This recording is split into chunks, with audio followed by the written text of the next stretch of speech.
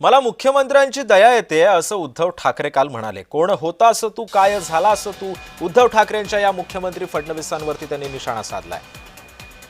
मुख्यमंत्री पांघरुण घालायला बसलेत असं उद्धव ठाकरे म्हणतायत। मुख्यमंत्र्यांनी पांघरुण खातं सुरू करावं असं सुद्धा टोला उद्धव ठाकरेंनी काल पत्रकार परिषदेतून मुख्यमंत्र्यांना लगावलाय।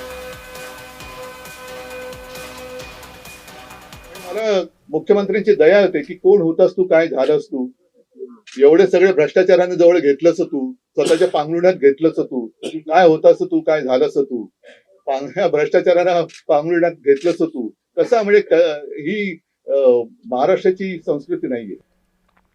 दरम्यान विरोधी पक्षनेतेपदावर आमचा दावा आहे, उद्धव ठाकरेंनी काल स्पष्टच करून टाकलं। विरोधी पक्षनेतेपदासाठी भास्कर जाधवांचं नाव दिलंय। उद्धव ठाकरे यांनी ही माहिती दिली आहे, तर सरकार विरोधी पक्षनेतेपद द्यायला घाबरतंय असं सुद्धा उद्धव ठाकरे म्हणतात।